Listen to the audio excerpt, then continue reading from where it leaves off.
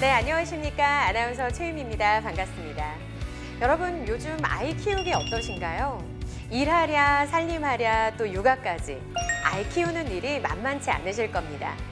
특히 최근에는요, 이 사회적 이슈가 되고 있는 돌봄 대란까지 더해지면서 아이를 엄마와 아빠가 함께 키워야 되는 일들이 정말 더 중요해지고 있는데요.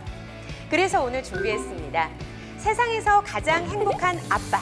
내 아이는 내가 키운다라는 스마트한 의식을 가지고 있는 아빠들과 대화 나누면서 오늘 고민 해결해 보도록 하겠습니다. 안녕하세요. 반갑습니다. 안녕하세요. 네. 반갑습니다. 오늘 이렇게 시간 내주셔서 정말 감사드립니다. 오늘 우리 처음 뵙잖아요. 그래서 시청자 여러분들과 또 우리 서로에게 자기소개 좀 부탁드립니다. 센터장님. 안녕하세요. 심리상담센터를 운영하고 있는 나혜정 수장입니다. 오늘 조금이라도 의미 있는 시간이 될 수 있도록 애쓰보겠습니다.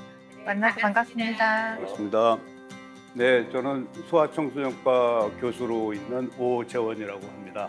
여러 선생님들 같이 만나 뵙고 또 멋진 아빠들 보니까 저도 많이 도움이 됐으면 좋겠습니다. 네, 반갑습니다. 네, 아빠들. 안녕하세요. 저는 11살, 9살 쌍둥이 삼형제 키우고 있는 삼형제 아빠 정현우라고 합니다. 안녕하세요.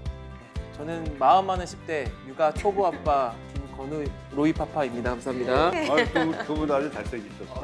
네, 아주 분위기 훈훈한데요. 우리 그 아이는 어떻게 몇 개월 어리다고 알고 있는데요. 네, 22개월이고요. 네. 아직도 풋풋하고 아직도 새싹 같은 아이입니다. 네. 22개월이면 우리 아버님은 지금 9살, 11살이라고 하셨잖아요. 22개월 때 아이들 생각나세요? 너무 귀여웠죠? 사진을 이제 돌아보면 네. 너무 예뻐서 우리 애들이 이럴 때가 있었구나 싶어요. 우리 애들이 이럴 때가 있었구나 한다는 건 지금은 네, 이 말 안 듣는 아이들이 이 천사들이었단 말인가 하는 생각을 사진을 보면서 아이들이 좀 화날 때 사진을 보면 옛날 생각을 하면서 참고 있습니다. 네, 아빠의 육아가 그 어느 때보다도 중요한 시대인데요. 2019년도에 인구보건복지협회에서 조사한 내용에 따르면은요, 아빠들에게 이제 질문을 했다고 합니다. 당신은 육아에 있어서 몇 점이라고 생각하십니까? 그러니까 스스로 몇 점이냐 이렇게 물어봤는데요. 몇 점 정도 나왔을 것 같으세요? 50점? 50점. 네. 70점? 70점. 네. 두 분은 스스로 나는 몇 점 육아를 하고 있다라고 생각을 하십니까? 저는 한 83점 정도? 83점. 네. 현우님은요? 2019년이었으면 50점이었을 텐데 네. 지금은 저에게 한 90점은 주고 싶습니다. 와, 두 분 상당히 스스로에 대한 높은 점수를 주고 계신데 아니 나중에 아내분들과 아이들한테 따로 물어봐야 되겠어요. 너무 충격적이게도요. 70점이 채 안 됐다고 합니다. 60점대 후반이 나왔는데요. 우리 아빠들, 아내와 아이들이 느끼기에도 90점 이상의 정말 행복하고 멋진 아빠가 되기 위해서 어떤 방법들이 있을지 교수님과 센터장님 많은 도움 주실 텐데요. 특히 초보 아빠들은요. 배우자랑 같이 있으면 좀 안심이 되는데 혼자 있을 때 아이를 키우다 보면은 더 당황하게 될 것 같아요. 흔히 아이들이 저도 마찬가지였고요. 갑작스럽게 열이 났을 때가 가장 처음 접했을 때 가장 당황스러웠고요. 응급 상황이라고 한다면은 아이가 다쳤을 때가 가장 큰 응급 상황인 것 같은데요. 아니면 갑자기 밤이 열날 때. 아이가 어릴 때 몸에 이렇게 두드러기가 났는데 그게 막 목까지 나가지고 얼굴까지 갈 것 같이 너무 놀래가지고 응급실 갔었는데 다행히 약 먹고 나와서 그게 가장 두렵고 무서웠던 순간이었던 것 같아요. 너무 지식이 없어서.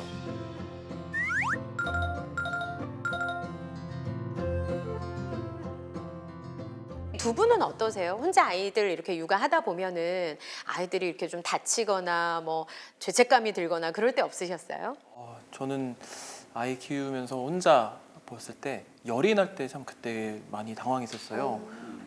또 첫 아이다 보니까 고열일 때 제가 어떻게 대처해야 될지 또는 어떻게 해야 할지는 경험하지 못했던 거라서 성인이면 당연히 그냥 꾹 참으면 될 것 같다고 생각은 하는데 아이한테는 어떻게 해줘야 될까 또 엄마 아빠한테 들었던 그 지식으로는 이게 맞는지 가끔씩은 또 좀 많은 생각을 하게 되는 것 같아요. 네, 그렇군요. 우리 아버님은 어떠세요? 오히려 쌍둥이보다 저는 첫째가 저랑 같이 있다가 이제 팔이 부러진 적이 있어요. 그냥 킥보드 타고 내려간다고 생각을 했는데 넘어졌는데 아빠 팔이 너무 아프다는 거예요. 근데 괜찮지 참어 괜찮을 거야 뭐 그랬었거든요. 군대인가요? 그러니까 제가 잘 몰라서 그랬던 거예요. 왜냐면 부러지면 되게 크게 다칠 줄 알았는데 결국은 완전히 똑 부러져서 깁스를 했었어요. 네, 엄마가 있었으면 바로 병원을 데리고 갔을 텐데 저는 그냥 좀 괜찮아 있어봐라고 하는 바람에 아이가 아빠 그래도 너무 아파. 그래서 그게 좀 지금 많이 미안한 것 중에 하나예요. 맞습니다. 우리가 아이를 키우다 보면은요, 엄마들은 좀 이렇게 무섭고 그래서 침대에서 아이가 자다가 떨어지기만 해도 저도 오빠 병원 가야 돼 하면서 막 응급실 가야 된다고 난리가 났었는데 아빠들은 보세요. 참아. 이게 강하다 보니까 좀 그런 일들이 있는 것 같습니다. 교수님 어떤가요? 네, 아주 그냥 우리 현실적인 얘기를 아빠들이 잘 얘기해 주신 것 같아요. 저희가 요즘에 보면 그 이제 엄마들이 옛날에 많이 오셨는데 요즘에는 아빠들이 병원에 많이 와요. 그냥 그 정도로 엄마 아빠들이 이제 거의 균등하게 아이들을 육아를 하는 이제 그런 시대가 온 것 같아요. 그러다 보니까 아빠들이 애 없고 병원에 오는 게 아무 이상한 게 아니에요. 요즘에는 그래서 많이 들어오는데 그래서 보면서 저도 걱정이 많아요. 이 원래 사람이 남자하고 여자하고 감성이 좀 틀리거든요. 그리고 감각도 좀 틀리고 그러다 보니까 엄마들은 이제 모성애 같은 거가 좀 있고 그리고 또 감각적으로 조금 더 예민해요. 근데 아빠들은 그런 거에 좀 둔해요. 그러니까 아까 말씀했던 것처럼 아이가 아프다고 우는데 그 정도는 좀 참아야지 뭐 이렇게 가는 경우가 많다 보니까 엉뚱하게 일이 되는 경우가 있어요. 그래서 좀 교수님께 여쭤보고 싶은 게요. 지금 우리 그 로이 아버님께서는 아이가 22개월이라고 열이 날 때 가장 무섭다라고 했고 우리 아버님께서는 다치거나 부상당했을 때 어떻게 대처해야 되는지 걱정이 좀 있으신 것 같습니다. 아이들 어떻게 좀 우리가 치료를 해야 되고 주의를 해야 되는지 오늘 딱 정리를 해주시면 너무 도움이 많이 될 것 같아요. 그 특히 아까 이제 22개월 아이들 같은 경우에 열이 난다는데 실은 되게 많아요. 열 나는 경우가 아이들이. 근데 이제 그 아빠들이 그냥 감기 걸렸겠지라고 생각하는 경우도 많은데 감기 외에 되게 열이 많거든요. 그러면 제일 먼저 우리들이 의사들이 생각할 때, 그 나이별로 생각할 때 1살, 2살 정도 되는 아이들은 감기 기운이 있으면서 걸리면 물론 감기가 오면 열이 나는데 이제 중이염이 잘 오죠. 그러니까 이제 그냥 목만 부은 게 아니고 애가 귀가 아픈데 아이들이 말을 못하니까 귀가 아프다고 말을 못하고 계속 울기만 하고 보채고 그러면 애가 그냥 목이 아파서 오나? 뭐 감기 때문에 이렇게 했는데 막상 병원에 가보면 중이염이 있습니다. 이제 이런 얘기를 들으면 엄마들이 놀라죠. 그러니까 지금 22개월 아빠 같은 경우 딱 해당이 되는데 한 첫 돌에서 한 세 돌 사이에 그런 경우가 제일 많죠. 근데 두 분은 어떠세요? 아이들이 춥다고 열난다고 하면 어떻게 하세요?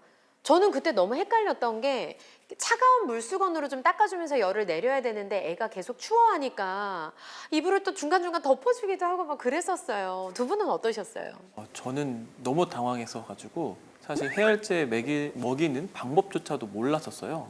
그래서 일단 119에 전화해서 한번 그런 응급 대처에 대한 부분도 한번 받았는데 또 그게 귀로는 듣지만 행동으로서는 뭔가 내가 잘하고 있는 게 맞나? 라고 생각이 드는 그런 판단에 대한 걱정도 있었고 그래서 땀이 너무 많이 나니까 땀을 빨리 닦던가 뭔가 해야 되겠다 해서 뭐 창문을 열거나 뭐 뭔가 그 환경적으로 뭐 어떻게든 해보려고 했던 그런 그 지난날에 약간 좀 아쉬운 그런 저의 행동들이 좀 생각이 나는 것 같아요. 창문 열고 이런 건 괜찮나요, 교수님? 더 안 좋을 수도 있어요. 열을 한번 잘 생각해보면 열이 몇 도가 열 같아요? 39도. 39도? 그러니까 의학적으로 얘기할 때는 정확하게 말하면 38도 3부예요. 그러니까 의사들이 생각할 때 38도가 좀 넘어가면 그때부터 열이라고 생각을 하고 근데 대개 엄마들이 병원에 올 때는 37도 5분만 넘어도 놀라갖고 오죠. 네. 와서 막 우리 애가 열이 있어요. 그래서 재보면 37도, 6도, 7도 이렇게 나오거든요. 근데 그건 미열이죠. 그야말로 열인지 아닌지 의심되는 열. 근데 이제 진짜로 우리가 이건 트루 피버, 진짜 열이다 라고 의사들이 얘기할 때는 38도 3부예요. 어쨌든 열이 났다. 그러면 응급으로 먼저 해야 될 일은 애를 물론 옷을 벗기죠. 옷을 벗기고 절대로 찬물로 하면 안 돼요. 그냥 미지근한 물. 애가 놀라지 않게 따뜻한 물로 사타구니와 이렇게 이제 겨드랑이 같은데 이제 그런 데가 열이 잘 뭉쳐 있으니까 풀어주고 닦아주는 이유는 열이 발산하라고 주는 거거든요. 닦으면 물과 함께 발산을 하니까 그러면서 애가 좀 편해져요. 이제 그런 식으로 하고 해열제를 쓰는데 아빠들이 이제 하나 생각해야 될 게 엄마들도 그걸 많이 하는데 교차 해열제라고 그래서 이 해열제, 저 해열제 이렇게 번갈아 가면서 쓰는 경우도 있어요. 네, 그러면 더 맞아요. 효과가 좋다. 그래서 이제 어떤 선생님들도 이제 그런 걸 추천하는 의사 선생님도 있는데 실은 저희가 볼 땐 별로 좋은 방법은 아니고 그리고 그 해열제를 먹일 때 꼭 4시간 이상이 벌어져야 돼요. 그래서 4시간 이내로 자꾸 1시간 연락서 안 떠요. 또 1시간 있다 또 뭐 이러면 애가 간이 나빠져요. 그래서 될 수 있으면 해열제를 쓸더라도 닦아주면서 간격을 좀 벌려서 쓰는 게 좋겠습니다. 근데 또 아이들이요, 워낙에 호기심이 많잖아요. 그러다 보니까 좀 이런데 모서리에 좀 부딪히거나 다치지 않을까봐 좀 많이 걱정도 되셨을 것 같은데 아이들 키우면서 이렇게 좀 다치거나 이런 적도 좀 있으셨죠? 네, 저는 이제 아기가 건지 이제 10개월 차 때 딱 걷기 시작해가지고 사실 모든 모서리에 이제 어떤 방어를 하기 위해서 이렇게 커버를 씌워놓고 했었는데 예상치 못하게 식탁에 아이가 이제 이렇게 뭔가 낙상을 하게 되면서 이제 모서리에 딱 찍히게 됐어요. 그래서 그때 옆에 있는 상처가 이제 좀 크게 생겼고 그때 이제 응급실에 가야 되는지 말아야 되는지 판단도 하게 되고 CT를 찍어야 되나 말아야 되냐 또 찍으면 또 방사능에 또 좋지 않다라는 얘기 들으면서 수많은 또 판단과 선택을 또 두고 있었었는데 저도 헷갈릴 때가 있어요. 네. 근데 상황에 따라서. 상황에 그렇죠. 따라 네. 그래서 일단은 과를 생각하지 마시고 일단 응급실로 가는 거예요. 아이를 응급실은 종합병원 응급실은 다 과가 있으니까 그래서 이제 거기에 맞게끔 필요할 때는 여러 과 선생님들이 같이 봐요. 그래서 이제 도움이 되는데 제일 많이 제가 겪어본 건 식탁보 잡아당긴 아이들. 어떤 아이들은 유리창이 떨어지기도 하고 어떤 애들은 커피포트가 떨어져서 화상이 있기도 하고 그리고 애가 그걸 잡아당겨도 넘어지면서 거기에 있던 게 다 그냥 애한테 들어오는 거거든요. 근데 그런 일이 벌어지면 애는 그냥 거의 종합병원으로 다쳐갖고 올 애도 있어요. 절대로 식탁보 안 되고 그리고 의자도 이렇게 모서리 난 의자 그건 좀 피해야 돼요. 집이 좀 지저분해 보이더라도 하여간 안전장치는 확실하게 해놔야 돼요. 아이 사고가 제일 많은 시기가 돌 때부터 새 돌 때까지. 왜냐면은 아빠들이 생각할 때 걔가 늦다고 생각해요. 움직이는 게. 근데 그럼요. 생각보다 아이들이 빨라요.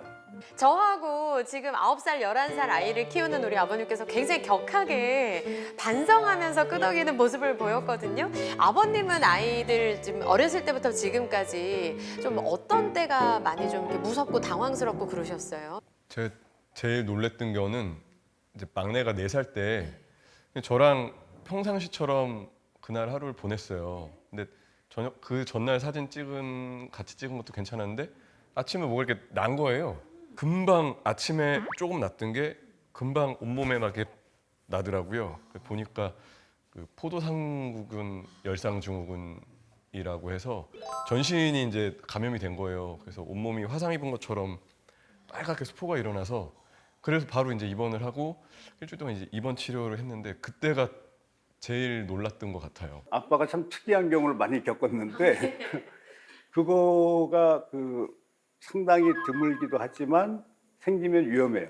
그게 이제 피부에 어떤 루트를 통해서 간에 그 균이 들으면 실은 피부에 그런 균들이 많이 있어요. 근데 이제 우리가 저항이 세고 면역이 좋으면 그런 균들이 못 들어오지. 근데 이제 몸이 조금 약해지거나 아이가 조금 어떤 감염이 됐거나 그러면 그런 균들이 쉽게 피부를 침투를 해요. 그래서 이제 피부가 아이들이 약하니까 다 벗겨져요. 그리고 그거 벗겨지기만 하면 좋은데 무척 가려워요. 되게 어떤 엄마들은 어떻게 해보겠다고 로션 발라주고 막 혼자 하고 있다가 결국 심해져 갖고 오는 경우도 있는데 그건 이제 2차 감염이 되면 더 골치 아프기 때문에 처음에 이제 그렇게 딱 의심이 된다 그럼 병원에서 의심이 된다라고 하면 바로 입원하는 게 좋거든요. 그런 경우 말고도 아주 간단하게 아이들은 피부 감염이 참 잘 돼요. 두드러기도 있고 아토피 피부염도 있고 그다음에 그냥 일반 감염에 의한 발진. 쉽게 말하면 수족구 같은 경우가 얼마 전에 여름에 한동안 유행을 했는데 수족구 같은 경우도 손, 발 이런 데 물집이 많이 잡히죠. 그리고 이제 입 주변이 헐고 그 입 안에가 입을 들여다보면 애가 못 먹을 정도로 헐어가지고 많이 수포가 잡혀 있어요. 근데 또 하나 많이 오는 엄마들 중에 하나가 두드러기. 그러니까 이제 엄마가 문 열고 진료실 처음 들으면서 하는 우리 애가 알레르기가 있어요. 그러고 막 들어요. 뭔데요? 그러면 두드러기가 났어요. 근데 두드러기 있다고 전부 다 알레르기는 또 아니에요. 약간 틀리거든요. 아이들이 어릴수록 알레르기하고 연관이 많은데 뭘 잘못 먹고 만약에 자기가 우유가 안 맞는데 우유를 먹고 두드러기가 나왔다든지 계란 흰자가 안 맞는데 계란을 많이 먹어서 그날따라 뭐가 나왔다든지 이제 그런 경우가 있는데 그런 경우 말고도 어떤 감염에 의한 두드러기도 있고 어떤 압박, 얼음만 만져도 어떤 아이 두드러기 생기는 아이들도 있어요. 그래서 그런 냉 두드러기, 온 두드러기 다 달라요. 그래서 두드러기 종류가 되게 많은데 이제 그런 경우에 있으면 이제 당황하지 말고 먼저 이제 그 감기약 우선 당장 감기약 같이 항히스타민제가 들어있는 걸 먹으면 조금 도움이 돼요. 애가 가려운 걸 덜하니까. 그렇게 응급적으로 처치를 하고 이제 병원에 와서 정확한 진단을 받으면 일단 응급 조치를 하면 아빠가 훨씬 엄마한테 칭찬을 받을 거예요. 이제 좀 저는 또 이제 대화를 나눠보고 싶은 게 아이들 키우다가 아이가 다치면 거기에서 문제가 끝나고 해결되는 게 아니라 꼭 부부 싸움으로 이어지게 됩니다. 뭐 최근에 어떤 겪으신 일들이 있으셨나요? 체크리스트를 만들어 놓고 오늘 어디 갈 건데 넌 이거 꼭 조심해야 돼 라고 항상 스스로에게도 얘기를 하는데 그런데도 불구하고 꼭 그 리스트에서 뭔가 어긋난 일이 하나 발생이 되면 그 문제보다 이걸 아내한테 어떻게 보고를 하지? 라고 하면서 등골이 뭔가 사해지는 그래서 저기 있잖아 무슨 일이 생겼어 뭔데부터 뭔가 이제 보고하는 체계가 내무부 장관에게 보고하는 방식도 많이 생겼어요. 그래서 이거 참 어렵다. 아니 옆에서 많이 웃고 계시는데 상황은 어떠세요 지금? 네. 저는 일단 제가 지금 전담 육아를 하고 있어서 아내가 이제 뭐 기대했던 걸 못 미치는 것도 제가 분명히 있으니까요. 그래도 믿어달라고 얘기를 하는 편이에요. 지금 우리 아빠들이 이제 아내와 대화를 나눈 내용을 들어보시니까 좀 조언을 해주세요. 저는 아까 이제 교수님이 말씀하셨던 사건 사고들이 있잖아요. 그러면 그 사건 사고를 어떻게 바라볼 것인가가 이제 중요한 것 같아요. 왜냐하면 그 사건 때문에 일파만파가 돼서 상담센터 오시는 경우가 있어요. 사실은 누구의 잘못도 아니고 아빠도 실수할 수 있고 엄마도 실수할 수 있는데 그게 누구의 잘못인가의 범주로 넘어가게 되면 이제 그게 부부간의 의사소통의 문제, 아이가 동물이기 때문에 사실은 언어로 충분히 표현하지 않더라도 엄마 아빠가 나 때문에 뭔가 일어나고 있다. 이것에 대해서는 아이들이 굉장히 민감하게 반응을 하거든요. 그래서 사실은 그게 성격 발달에 크게 영향을 미치진 않더라도 그 순간의 그 경험이 분명히 뇌의 시냅스에서는 작용을 해요. 센터장님 말씀 듣고 보니까 이 아이로 인해서 이제 발생한 일이 부부간의 대화로 확장이 되고 또 그것을 바라본 아이가 굉장히 많은 영향을 받는다라고 하니까 덜컥 진짜 말투 이런 거 되게 조심해야겠다라는 생각이 좀 듭니다. 아빠들 입장에서는 이제 아이가 다치거나 이랬을 때 아내한테 전화한다거나 나중에 아내한테 알려야 될 때 좀 사실은 걱정이 되는 경우도 있고 또 욕먹을까 봐 아까 얘기하신 것처럼 아무리 준비를 잘 한다고 하더라도 아내가 이것을 양해해 주지 않고 거봐 그럴 줄 알았어 이제 이런 얘기를 들을 때 내가 좀 마음이 힘들어서 나는 하려고 했는데 이제 이러면서 문제가 생기는 것 같아요. 사실은 위기 상황이 왔을 때는 제일 먼저 아내가 도움을 줄 거라는 믿음이 있는 상황이라고 하면은 아내한테 먼저 조언을 구하는 거. 이런 일이 일어났어.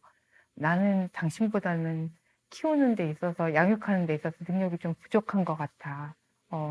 이럴 때 어떻게 해야 되는지 구체적으로 잘 설명을 해줬을 때 당신의 도움이 필요해라고 얘기를 하면은 나도 모르게 나는 도움을 줘야 되는 아내로 바뀔 수가 있어요.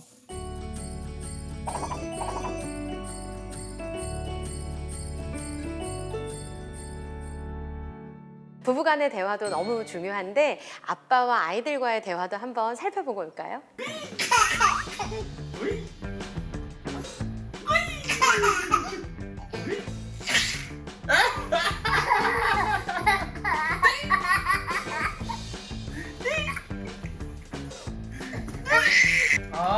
이렇게 일자로 주차하니까 아빠에게 미션을 줬구나.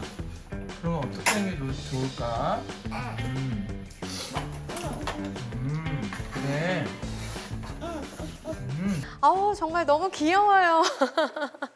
아이들하고 아빠들하고 이렇게 놀아주는 모습 보니까 저희 집도 아이들과 같이 이렇게 노는 상황들이 생각이 나는데 센터장님 어떻게 보셨어요? 아이가 애기였을 때 돌 전에 막 몸으로 놀아주는 장면들 있잖아요. 그 장면에서는 아이 에너지가 굉장히 넘치고 아이랑 이미 많이 놀아본 그리고 아이를 위해서 헌신을 다하는 아빠 모습을 볼 수 있어서 전 굉장히 모델링이 될 만한 아빠 모습? 와, 박수! 네. 박수! 네. 이제 두 번째, 사실은 21개월째 놀았던 장면을 봤는데 그 장면들은 다 도구 가지고 노는 장면이었어요. 그래서 제가 어떤 생각이 들었냐면 그 장면에서는 아빠가 도구가 생기니까 아이랑 놀 때 조금은 아이 놀이가 아니라 내 놀이가 돼버리는 거예요. 그래서 지금 아이의 심리 발달은 자율성. 내가 도전해보고 내가 해결해보고 그리고 이제 그 자율성에 대해서는 사실 네가 어디까지 하는지 도전해봐. 그래서 아이가 놀 때 트래킹을 해주는 엄마 아빠가 한계 설정을 해주면서도 안전한 공간에서 아이가 뭐든지 시도할 수 있게끔 기다려보고 아이가 만지는 것들 그리고 아이가 탐색하는 것들에 대해서 트래킹 해줄 수 있는 부모가 좀 더 좋거든요. 그 얘기는 뭐냐면 발달 단계에 맞춰서 아빠가 같이 반응을 해주면 좋기 때문에 지금은 아직도 감각놀이를 많이 시켜줄 나이고 도식기로 그 장난감으로 갖고 논다고 하더라도 그 장난감에 대해서 내가 규칙을 정해놓고 아이가 따라온다거나 그 장면들 있잖아요. 무너지는 거 좋아하나 보다 해놓고 내가 다 또 세워주고 미리 다 준비를 다 해주고 그러면 이제 아이가 거기서 자율성이 찾고 위배되다 보면 아이가 거기서 내가 부족한가? 내가 부족한 아이인가? 이런 것들이 좀 발달이 같이 하거든요. 그래서 사실은 자율성과 책임감이 이제 따르고 내가 내 한계를 알 수 있을 정도로 도전할 수 있을 만큼 계기를 준다고 하면은 놀이가 사실은 아이 놀이잖아요. 아이 놀이에 따라가 주는 정도의 놀이로 아이 온도에 맞춰서 조금 더 떨어지셨으면 좋겠다.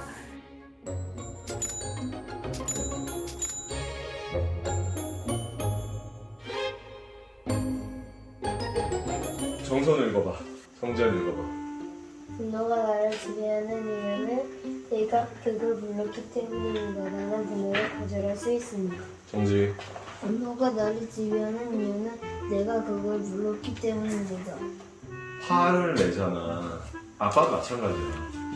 화가 나고 우리가 화를 내는 거는 분노가 우리 지배하는 거지. 근데 왜 그렇대? 자기가 그걸 갖고 왔으니까. 너네도 마찬가지야. 아빠 항상 얘기하지. 화낼 일 아닌데 내지 말자고.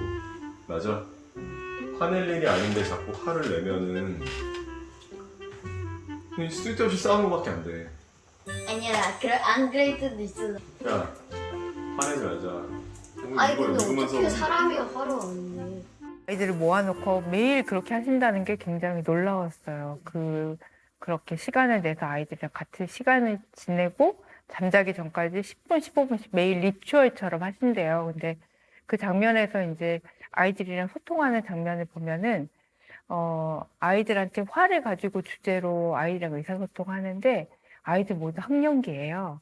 학령기라고 하면은 우리가, 미래에서 성인이 됐을 때 아이들이 자기가 어떤 장면에서 어떻게 의사소통했는지 아빠랑 어떤 스토리를 갖고 있는지 영화처럼 기억을 할 수 있는 연령이기 때문에 학령기에 오면 아버님들은 어떤 방법으로 의사소통을 해야 되냐면 내가 이 아이의 관계가 이 사건 하나로도 많은 영향을 줄 수 있겠구나. 이제 그런 생각을 하시고 의사소통 하시면 좋은데 그 과정에서 아이들한테 좀 단편적으로 얘기하시는 장면들이 있어요. 그러니까 둘째가 화는 날 수도 있는데 그만. 이런 장면들이 있거든요. 그래서 아빠가 어떤 주제에 대해서 옳고 그름이 굉장히 분명하시고 규칙이 있으시다 보니까 그것을 전달하는 건 좋은데 사실은 그런 부분들을 외부에서 평가로서 다 이루어질 수 있는 부분이라서 아빠는 그 시간에 아이들한테 뭔가 정보를 준다거나 규칙을 알려주는 것보다 아이들이 어떻게 생각하는지, 아이들이 왜 그걸 느꼈는지, 일상에서 아이가 어떻게 지내는지 아이랑 소통하는 시간으로 바꿔보시면 어떨까 이런 생각이 들었어요. 네, 오늘 우리가 아이를 키우는 우리 아빠 육아에 대해서 대화를 나눠봤습니다. 많은 도움이 좀 되셨으면 하는 생각을 가지고 있는데요. 우리 두 아빠들 오늘 대화 나누어 보시니까 어떠셨어요? 저는 너무 좋은 정보들을 많이 마음속으로 또는 뇌에 딱 새기고 가는 것 같아서 다음번도 집에 가서 바로 또 한번 실천해보고 싶은 생각이 들 만큼 네, 너무 좋은 시간이었어요. 네, 정말 너무 아이에게 훌륭한 아빠신 것 같아요. 네, 멋지십니다. 네, 우리 현우님 어떠셨어요? 저도 딱 핀셋으로 찝어서 딱 들리는 게 너무 많아갖고 오늘 진짜 딱 찝힌 기분이에요. 네 문제를 스스로 알지만 인정하지 못했던 거였어요, 사실. 근데 그걸 두 분이 말씀해 주신 게 스스로 인정하고 고쳐야 된다는 생각을 좀 많이 하고 있습니다. 네. 교수님 오늘 어떠셨나요? 네, 저도 오늘 많이 배웠습니다.